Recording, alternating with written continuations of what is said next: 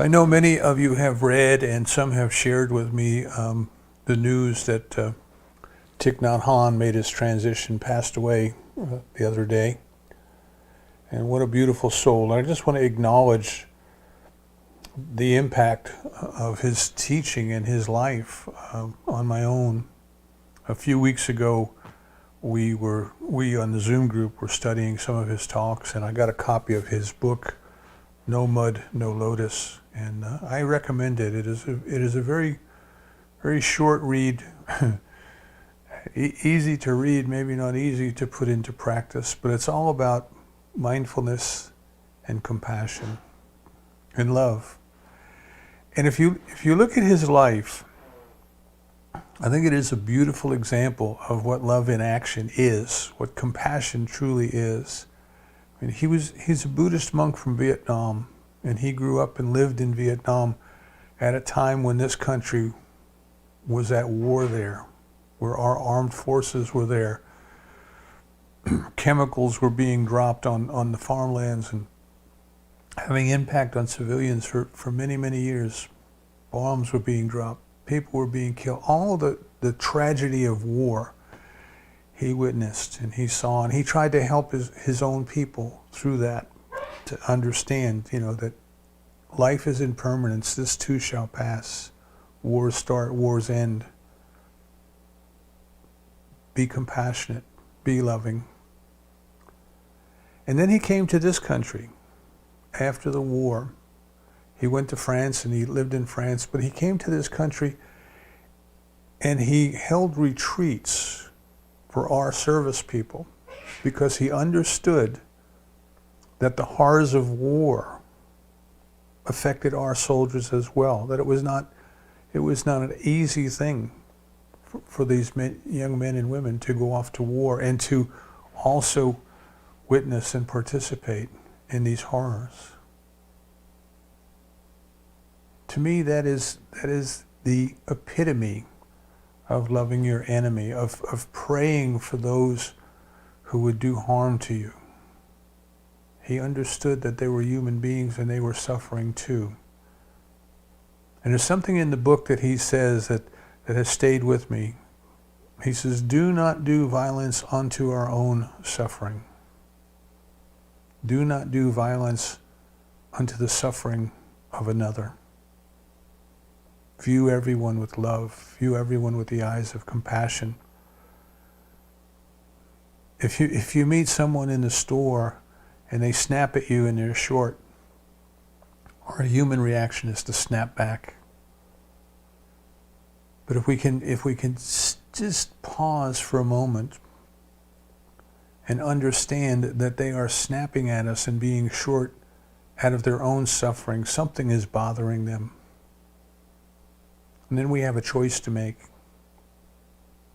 We can choose to contribute to their suffering. We can choose to do violence to their suffering, as he would say.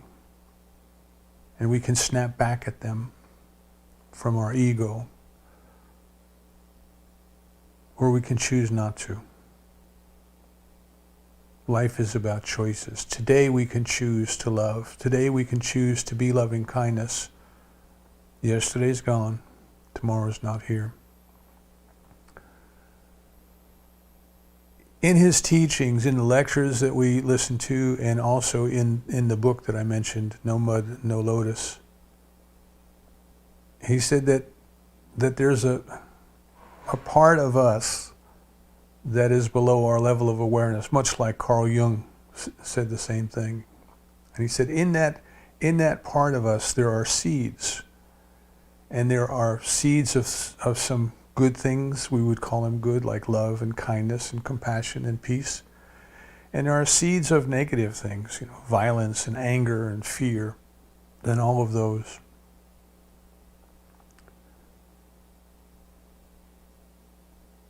And any of them can sprout depending on if we nurture them, what we feed to them. And he said the simple idea that he gave us is that we want to do more to encourage the positive seeds to grow, to sprout.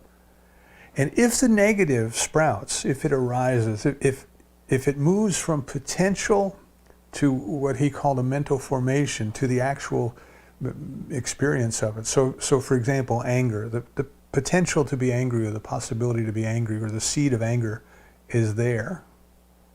But something pushes that button, something happens, somebody says something, somebody does something, boom, we start to become angry. If at that moment, through mindfulness, if at that moment, instead of letting that anger have its way with us, instead of expressing the anger, if we can just pause, if we can be mindful and say, there's anger. Anger is arising. Just that simple act of pausing, you see, that gives us the ability to choose. Too many times you hear people say, well, I had no choice. I had no choice but to be angry. I had no choice but to fight back. I had no choice but to this, that, or the other. And there's always that choice. There's always a choice. But we don't always exercise that choice because we are not always aware of what's going on within us.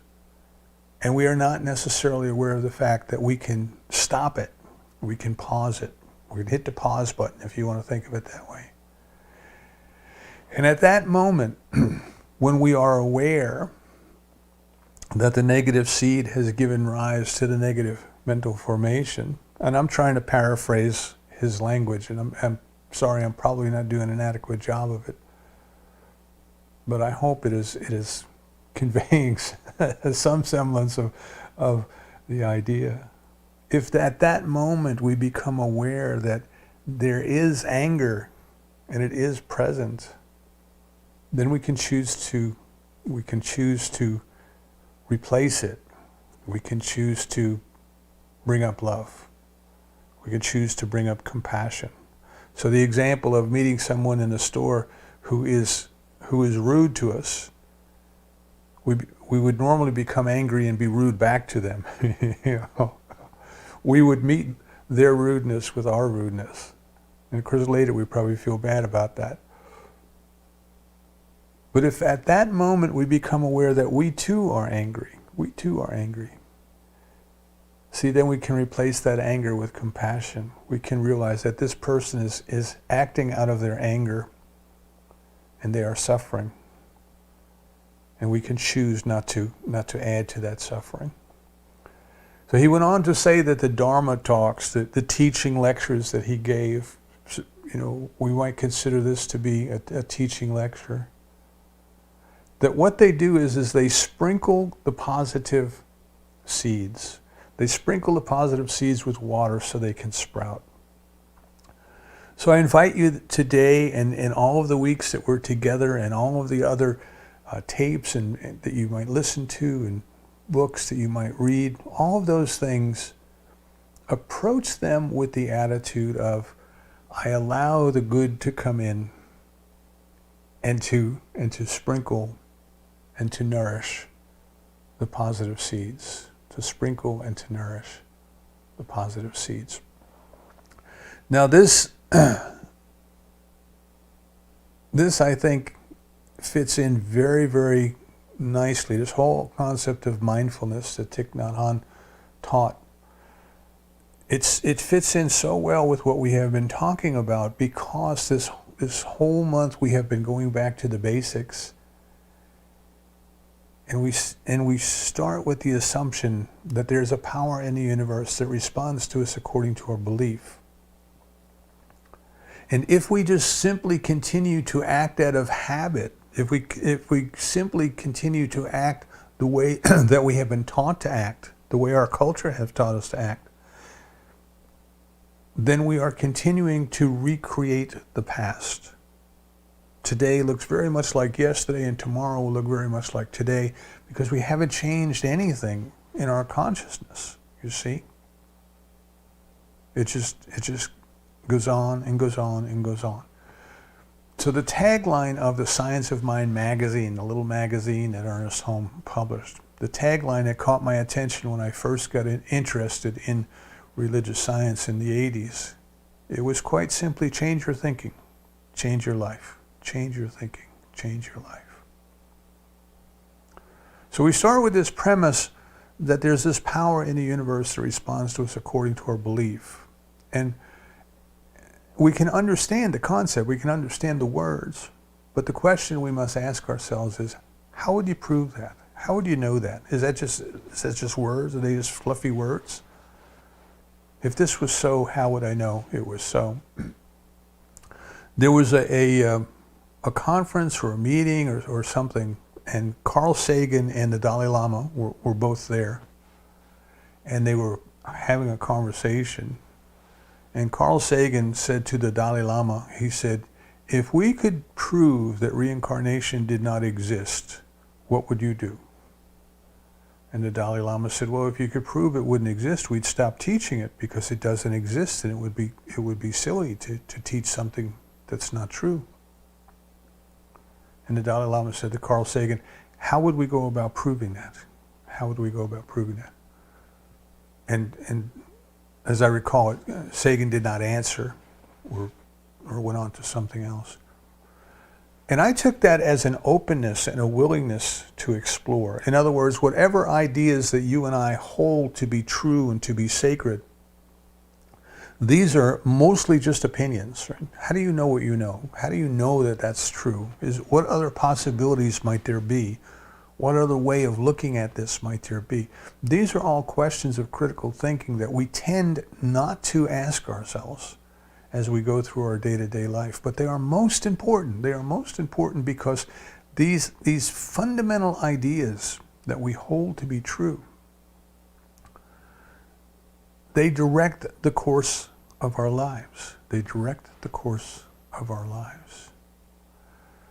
So Dr. Holmes said that he liked science because science was organized and systemized, which I don't even think is a real word. But it has organization. It takes these ideas and it organizes them and it puts them into some form of a system, where they can be tested. These concepts can be developed and they can be passed on from generation to generation to generation of scientists who can take these fundamental ideas, and because those who have gone before them have organized these ideas, they organize them with mathematical formulas, they organize them with lots of facts and data and observations and all of these things, and people can go back and read what someone wrote hundreds of years ago. Excuse me, I need some more water.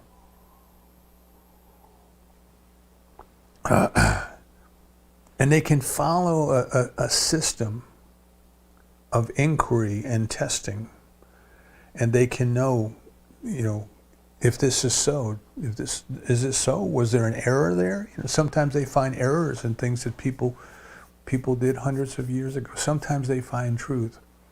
We're all very familiar with Einstein's theory of relativity. What we may not be familiar with is that he was restating Galileo's theory of relativity. They were not entirely the same thing. Don't get me wrong, but Galileo was thinking along the lines of what he called relativity hundreds of years before Einstein. And Einstein took those ideas, but he also took the knowledge of the heavens that had accumulated in all of those years from Galileo and started to see things in a slightly different way. A slightly different way that was completely revolutionary. See? I'm watching a series of lectures, physics lectures on the great courses, which I get on Canopy through my library card. And the professor did a remarkable job of starting out hundreds and hundreds of years ago with Copernicus, I believe, and then coming forward and showing how people who came after took the ideas from hundreds of years ago and built upon them, and built upon them, and built upon them. And through this system of organizing knowledge and experiments, testing, they were able to advance to the point where we are today, which is certainly not the end point, right? Certainly our experience, our knowledge of the universe is growing every day. I mean, I can't wait for the images from the new telescope that they just launched to start coming back in. You know, they say they're supposed to blow our minds with what we're going to be able to see now. Because of our curiosity, because of our desire to know, our desire to inquire, you know, we tend to explore these things. So the question then comes down to this. You know, we have all of these different ideas about the universe. We have ideas about this thing called God. We talked about that for several weeks now. Even if we believe that there is no God, that's our idea of God. If we believe that we as human beings do not have the ability to know whether or not there is a God, that is our belief about God. But then there are other kinds of beliefs as well, all kinds of beliefs about all kinds of gods in the heavens. You know, Joseph Campbell tells us that when Moses came along with Judaism, he basically wiped the heavens clear of all of the many different gods that many different religions had. They had gods for this and gods for that and gods for the other thing. And Moses came along and said, nope, there's only one. Which is an idea, by the way, that existed in Egypt at the time. There's only one, the I am. And Campbell tells us that ever since Moses did that, we have been busy repopulating the heavens with angels and saints and others to kind of take the place of all of the other gods that were eliminated with the idea of there's only one God. And it's, to me, when I look at that, it's probably because this thing called God, as Ernest Holmes calls it, this thing called God is way too abstract for us to grasp. It's beyond our greatest capability for thinking. So we're always going to be discovering more of it. And I say this is our journey through eternity together, you and I. We are always going to be discovering more and more and more of what it is. If we look, if we test it, if we try it, if we ask ourselves the fundamental questions, you know, what do I believe? How do I know what I believe? What other ways of believing might there be? If what I believe is true, is there a way to test it? See, is there a way to test it? So we come to this idea then that if we looked at religions, if we looked at religious ideas, so the ideas that tend to have been organized around religion, if we tried to look at them as a scientist might look at facts and data, is there a way that we could organize them?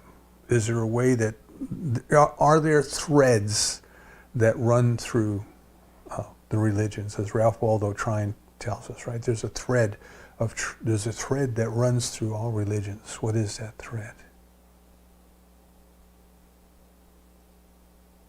And one of these, the basic ideas that we find coming to us is that it is done unto us according to our belief. Christianity says that, pray believing in your heart, and it shall be done. But notice what it says. It says, believing in your heart. Pray believing in your heart. And Judaism tells us, as you think and believe in your heart, so are you. And Buddhism tells us that everything you experience is a result of what you have thought. The Stoics tell us that whatever the mind can conceive and believe, the mind can achieve. So we have these different ideas, if you kind of organize them onto the same page. And you can say, well, different teachers at different times in different places throughout the world are telling us very much the same thing. Change your thinking, change your life. It is done unto you according to your belief. And we might say, well, that's wonderful, just nice words, good to hear. But how would I know that that's true? And is there a way to find out what I believe and how it is affecting me now, if that's true? And what is belief? And how do we develop belief? Or how do we change beliefs? And what is faith, you see? So now we start to go into the deeper questions, right? So it's one thing to say, change your thinking, change your life. It's another thing to actually try to change your thinking and to observe the changes in your life, which is called the demonstration, right? But we have to find a way. We have to actually try it. So many years ago, people understood that water flows downhill. That was not was not anything that that waited until Newton quantified the law of gravity. Water flowed downhill before people had a mathematical way to describe it.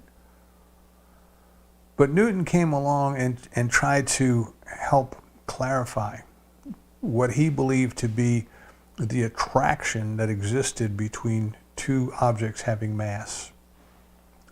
And so he was thinking there was a force somehow in these two things, and they attracted each other, kind of like magnetism, like two magnets attract each other.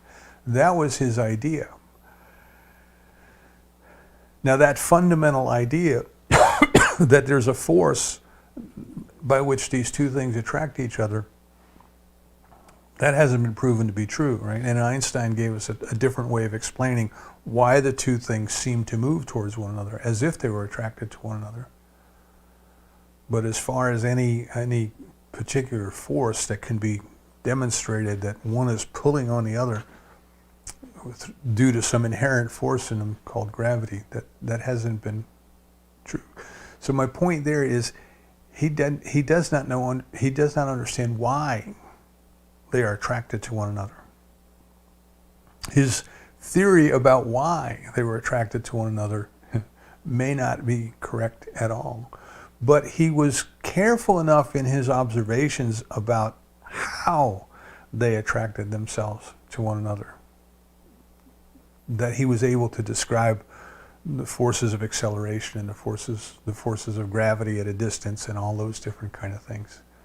And his ideas held for hundreds and hundreds of years until we were able to look deeper into space and realize, well, it didn't seem to always work, and then maybe there needed to be other ways to describe and other ways to think. And eventually, of course, this led to Einstein's restatement in terms of relativity. I know if you go onto the internet, you'll surely find it. Just look for astronaut dropping a hammer and a feather on the moon, because one of the ideas of gravity was that all objects are accelerated equally, regardless of how big they are. So the experiment, as taught to me as a kid, was if you had a cannonball in one hand and a feather in the other, and you dropped them both at the same time, would they hit the ground at the same time? And the answer here on Earth is, well, no, because you have wind resistance or air resistance that would push up against the feather and slow it down, whereas it would not push up so much against the cannonball. So one of our astronauts went to the moon and dropped a hammer and a feather both at the same time, and in the absence of an atmosphere there, in the absence of air, of course, they both landed on the ground at the same time.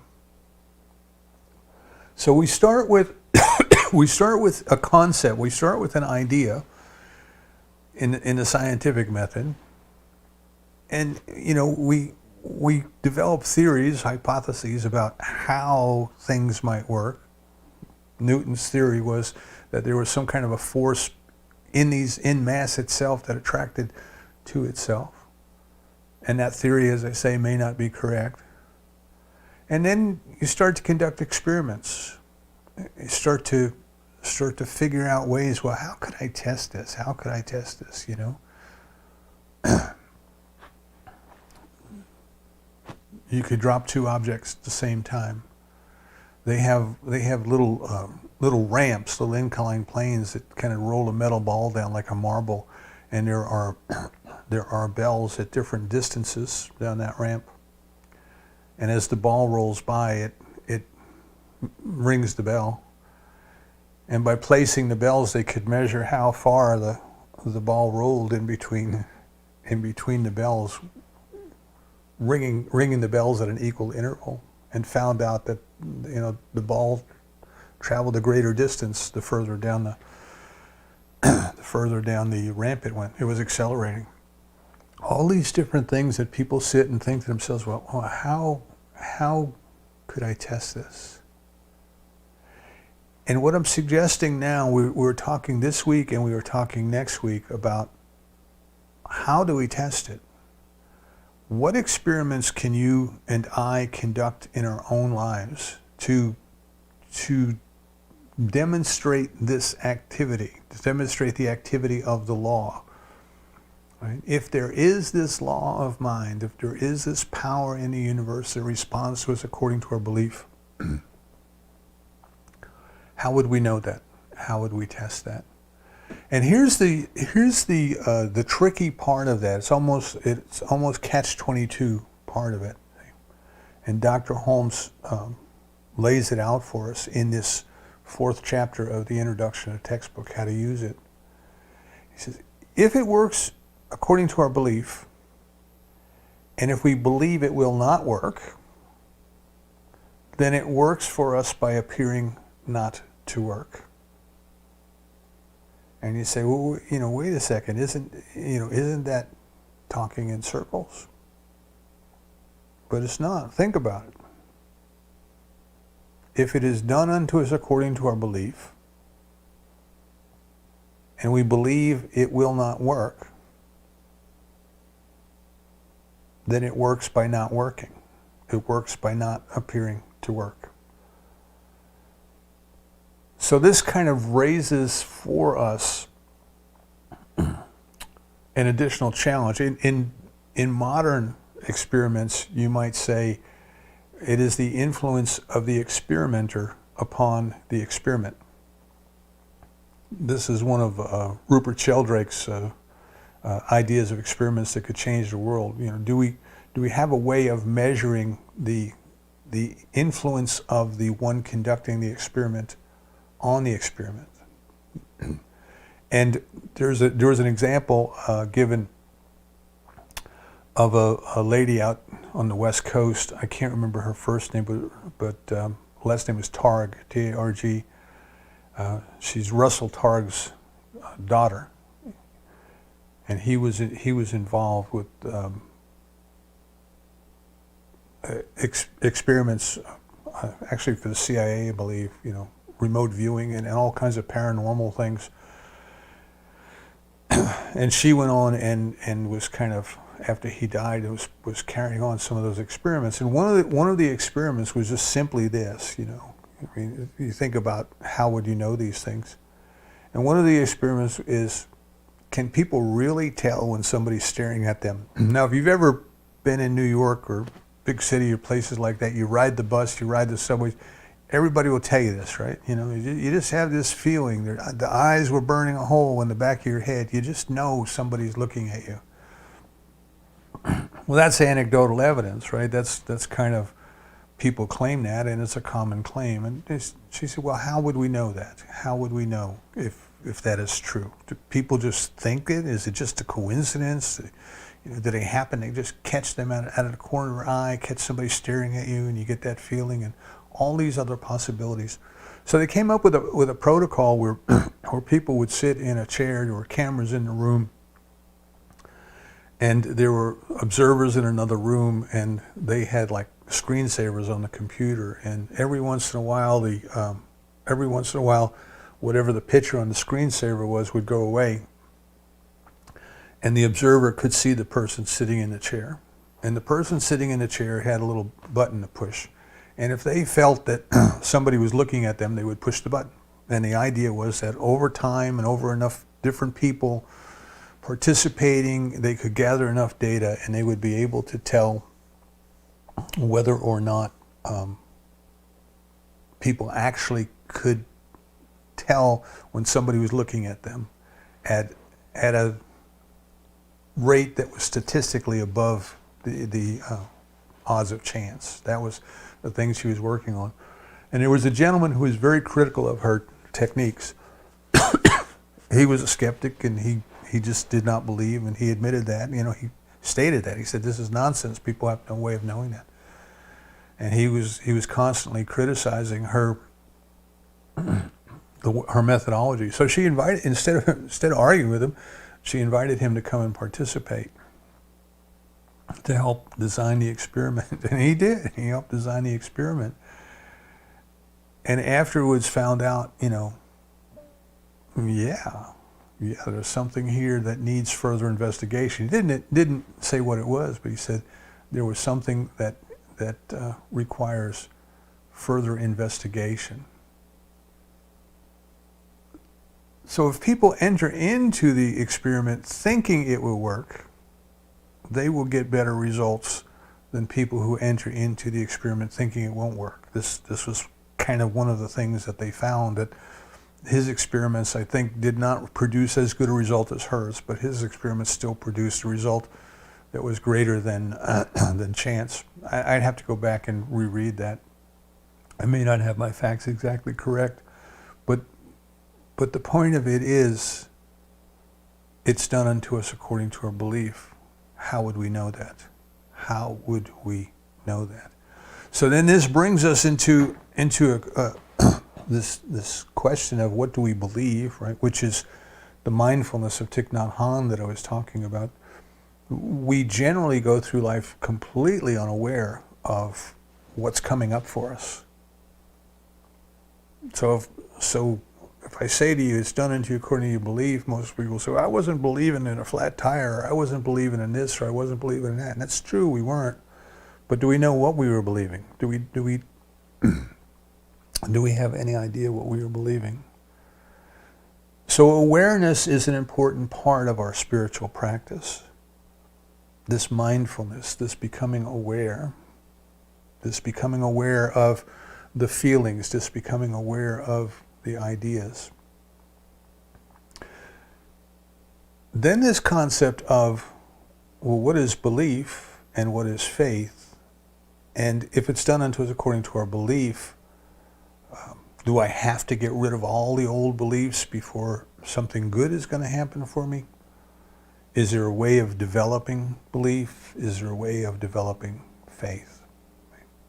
So in this chapter of the textbook, Dr. Holmes is kind of giving us just the general concepts of how to use it. And he starts off the very first paragraph, he says, the great danger of this new order of thought is that people will talk about it and not use it. Talk about it and not do it. Because the only way that we will know is if we try it, and if we use it, and if we get feedback, and if we modify our technique based on that feedback, you see. So I'll give you an example. One of my favorites is electricity. Now we understand that there is this thing called electricity, and anyone who will take time to understand how electricity works can work with it. This is what he means by how to use it. We're not using God, but we are trying to learn how to use another law, another power, similar to electricity, but a law of mind. Anybody who will take time to learn how to use it can use it.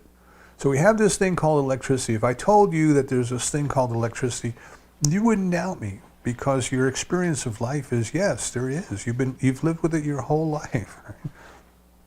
Right? Now, when electricity was first introduced to be put in homes, people were afraid of it. people were terrified of it. They thought it was gonna cause all kinds of problems, and it did. It did. Houses were not wired correctly, and they burned down. People working on the poles were electrocuted, and people were terrified. They did not want it in their house. Today, we think nothing of it. We get a bill in the mail once a month, we pay it, and we have lights, and we have power, and we're happy. So if I asked you if you believed in electricity, you would kind of look at me as if I had two heads. Of course I believe in electricity. I have no reason to doubt electricity. I'm just so familiar with it. Use it your whole life. Turn on the switch, the lights come on. Turn off the switch, the lights go out. Why would anybody even question electricity? How did this certainty in the laws of electricity develop? How did we as human beings develop that?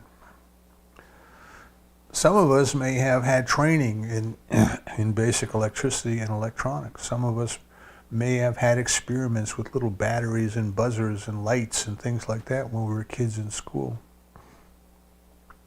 Some of us may have no theory at all. We may wouldn't know an electron from a proton if it hit us in the face.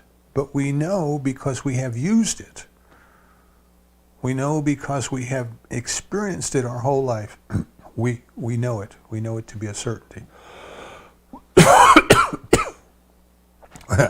I laugh because we're so certain of it that if there's a power outage in the neighborhood, we still go around the house flipping the light switch when we walk in a dark room. We expect the electricity to be there, and we're surprised that it is not there.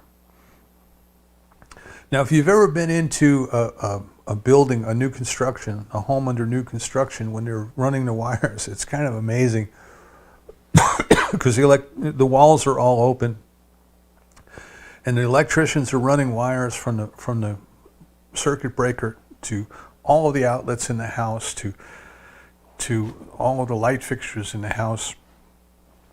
And there's just wires sticking out of the walls everywhere. It's just kind of amazing to me how they can keep track of which wire goes where and what they're going to do with it. It just looks like a big mess. And sometimes when they're tying the wires down, they get confused. They make a mistake, you know. So for example, you might have over the sink, over the counter at your sink, you might have two switches, one for garbage disposal and one for your dishwasher. And then maybe they got them wired backwards, or maybe they wired one to a light. So you go to turn the dishwasher on and the light comes on. And you go over to turn the light on and the dishwasher comes on. Now at that time, would you blame the laws of electricity? Would you say, well, electricity is broken, electricity doesn't work, electricity is nuts? You'd say, no, somebody wired the house wrong. What would you do? You'd get an electrician to come back in and straighten out the wires. Because you trust electricity. You recognize that electricity will always do what electricity does when it is used properly. Now, how do we take this into this idea that there's a power in the universe that responds to us according to our belief? You know? Do we believe that as certainly as we believe in electricity? Probably not. Well, why not? Well, we haven't used it our whole life, you know.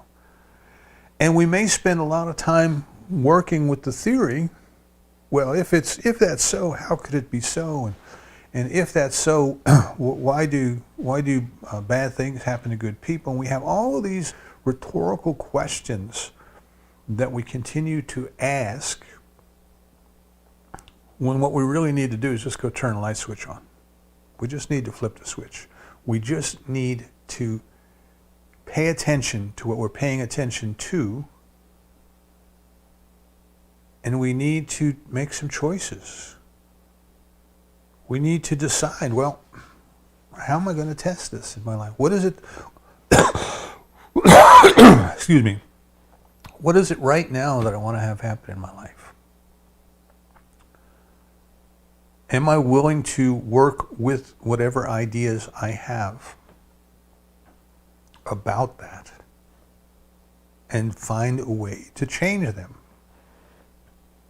And to see if the effects in my life change accordingly.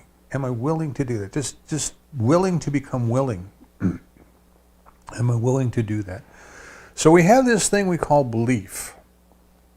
And belief, as Dr. Holmes tells us, ranges to everything from an assent, oh, okay, to an absolute certainty. Our belief in electricity is an absolute certainty. But it wasn't always that way. People had their doubts. Can you imagine going back to ancient Egypt with a flashlight and telling Moses, we don't need to have that fire up there on the platform that they carried? We have flashlights. People would be amazed. Mark Twain's Connecticut Yankee at King Arthur's court. The things that we take for granted now, in the past we would have been considered sorcerers.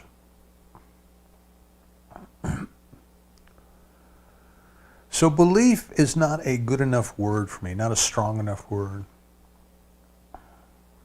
I would say, truly it's done unto you according to your belief.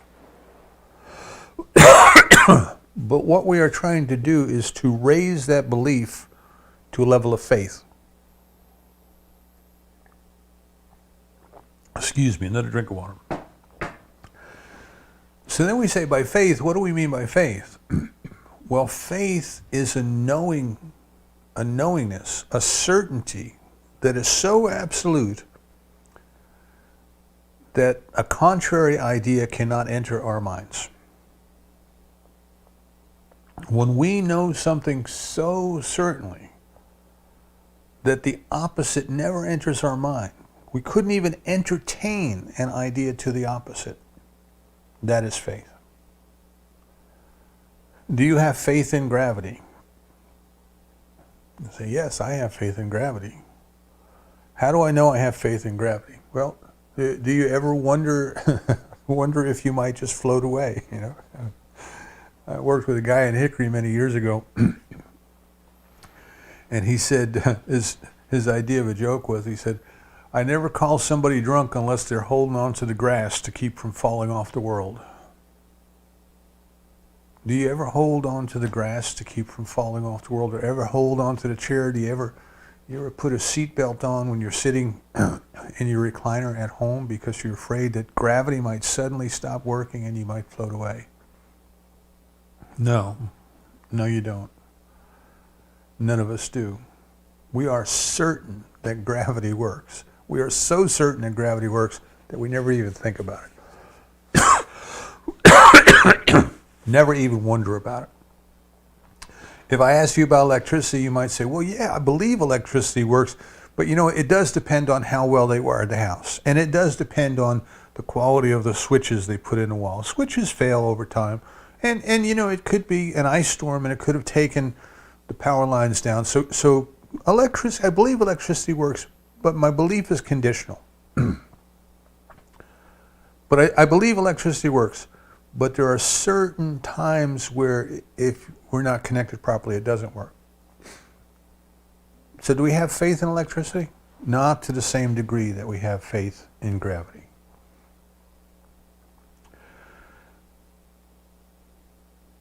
So we're starting with the premise that it is done unto us according to our belief. We have many, many, many beliefs that are not true, that we have absorbed over the years. The Stoics said that we receive our values with our mother's milk. We just absorb these ideas from the people around us. Many of them are not true.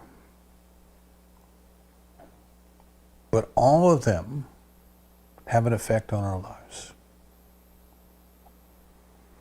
So Thich Nhat Hanh taught his students to become aware. The first step, to become aware. And just that simple act of becoming aware gave them the opportunity to change. Dr. Holmes is telling us much the same thing. Change your thinking. Change your life.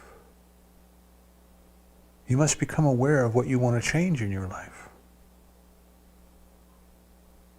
Is everything okay? You just, go along happy. There's nothing to change, right? In change management, we used to say all change starts with dissatisfaction of the status quo. Doesn't have to be negative dissatisfaction. It could be a greater opportunity we want to pursue. But if we're perfectly content right where we are, if we don't want anything different, then we will get more of the same. So next week I'm going to go into the specific techniques of how we develop faith, how we develop belief, how we can take this assertion that it's done unto you according to your belief, and how we can test it in our own lives. How we can know, for example, that thoughts affect physical things. Really? Do they? They do every day in your body. We can start working with this beautiful experiment of our consciousness in our body. We can start by changing our beliefs. We can see the effect. We can study those who have gone before us, like the scientists did. See what they have had to say. See how they did what they did. We can develop techniques and ways of testing for ourselves, so we can determine whether this is true for us or not. Because even if it's true and we don't know how to work with it or can't work with it, it may as well not be true. So we have to decide for ourselves, excuse me, is this the handle? Is this the approach that we want to use for our spiritual growth? Because the real purpose of this is not necessarily to make stuff happen in our lives, but it is to come closer to God in some way. See, all of our troubles, Dr. Holmes tells us, all of our problems are problems of separation or apartness. There is this beautiful universe, there's this beautiful love, there's this beautiful peace. It is all around us, it is in us, it is as us, it is through us, but we don't pay attention to it. We don't recognize it. Right? In the Gospel of Thomas said to Jesus, "Where's the kingdom?" And Jesus said, "Everywhere present, but men do not see it." It's already here, but we do not see it because of beliefs in apartness, in beliefs in separation.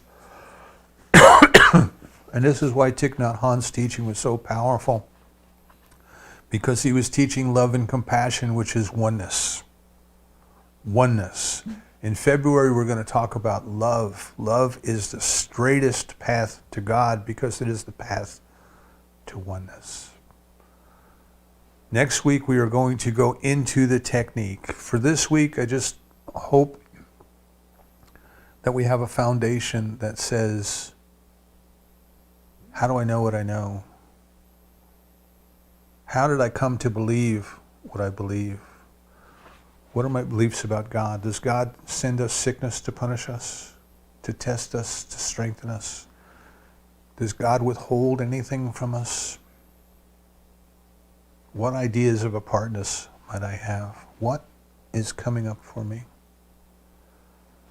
Can I sprinkle the positive seeds and stop the negative seeds from growing? We'll pick it up next week